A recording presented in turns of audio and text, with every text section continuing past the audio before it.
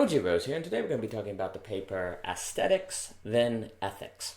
If I find something beautiful, not just merely pretty or nice to look at or fine or any of these other terms, and there's a paper called On Beauty that really explores what we mean when we talk about beauty, but if I find something beautiful, then I naturally treat it with care. No one has to threaten to put me in jail. Nobody has to throw a fine at me. I just naturally do it. If there's two vases in a kitchen and one is made out of a plastic from the dollar store, but the other one is a very nice antique that was passed down through the generations, then I am much more likely, if I have to make a choice between those two, both of them are about to fall, to dive and catch the beautiful antique than the plastic vase. And that's not to say that I couldn't own a plastic vase that because I got from first grade and my mom liked it or something, that it couldn't be beautiful to me. I think it's very important in discussions of aesthetics to avoid formalistic definitions of beauty. I tried to establish definitions of beauty on phenomenology. But anyway, something that you find beautiful that you naturally take care of. I think today there's a lot of talk about ethics. There's a lot of talk about the history of philosophy in philosophy classes. But the aesthetics have gone on we don't really teach aesthetics very much. And Roger Scruton, before he passed, was concerned about this. I think it's Elaine Scarry, who I think she's at Harvard. She's written a lot on this. It may not be Harvard, I can't, but she's written a lot on this topic that's quite good.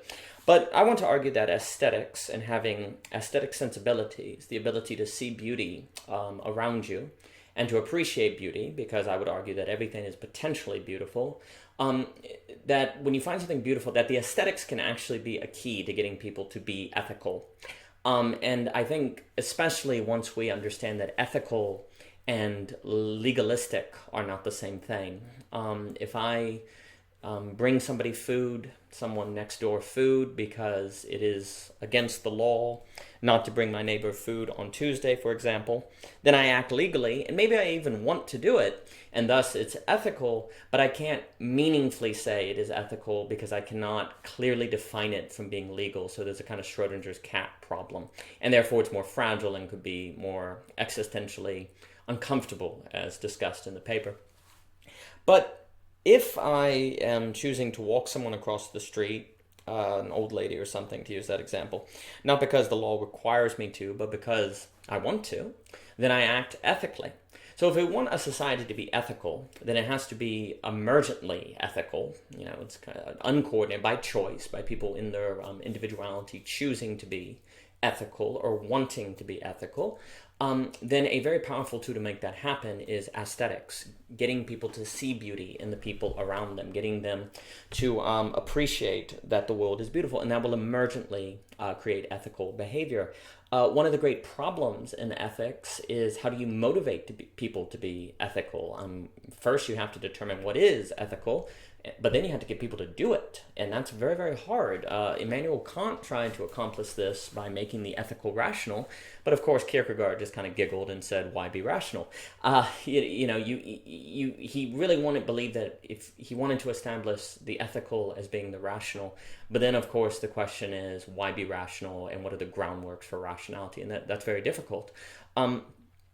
But another direction that I think is much more fruitful is beauty, is aesthetics, to get people to see the world around them as beautiful, because what you see as beautiful you naturally take care of. Ironically, it's actually, so there's a lot of talk today between capitalism, socialism, central planning, free markets, and all that different stuff, and that's a very broad topic. But what's quite curious is often ethical systems or ethical life is associated with socialism, with taking care of the group. And by socialism in this work, I'm not going to really be talking about the economic model.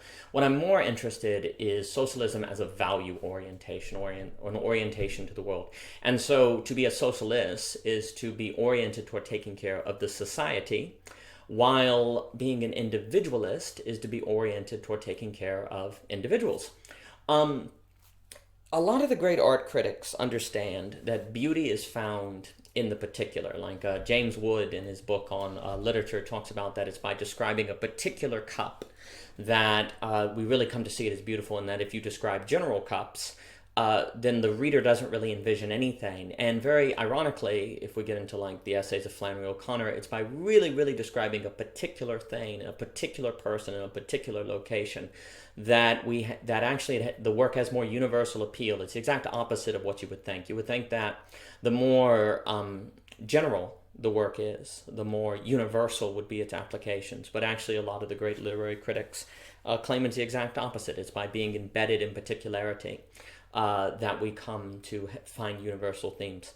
And similarly, like something that Dostoevsky talks about, it's by loving an individual in their particularity, by really seeing them, that we come to love humanity. And that when we try to love humanity, we lose the capacity to love individuals because there's no such thing as humanity. You never meet humanity. You never meet groups.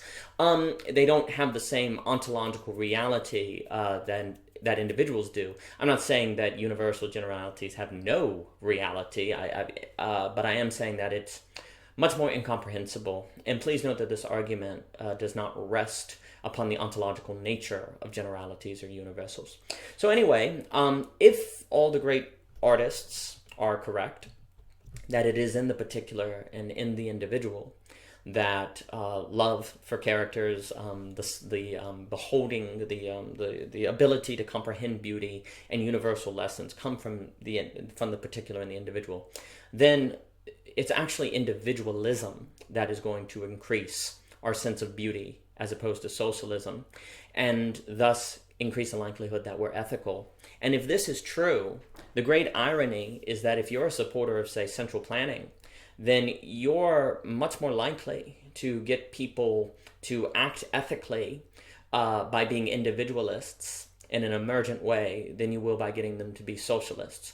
It's actually the value orientation of socialism that decreases the likelihood of a central planning from devolving into something that's legalistic based as opposed to ethical based, the exact opposite of what is thought.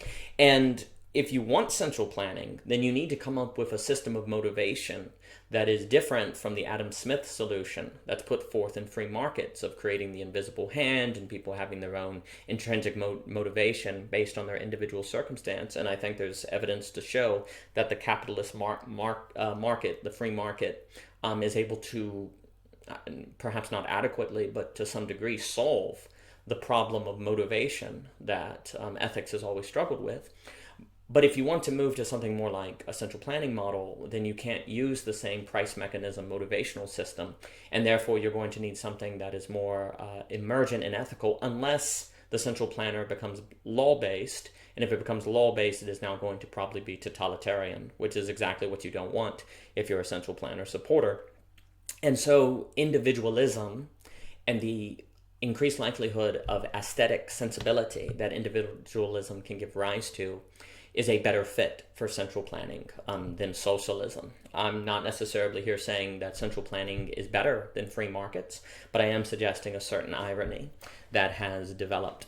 So the work is arguing that by making people have greater aesthetic sensibilities, and then of course in other works we have to get into how do we increase aesthetic sensibilities.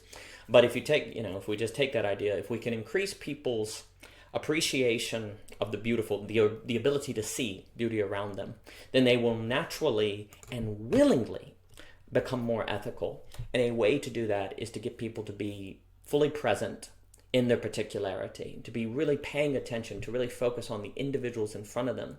And if they do that, if they really, really focus and love the individuals around them and really see them, then that will actually increase their love of humanity in general, as opposed to if they try to love humanity in general, they may not be able to love an individual.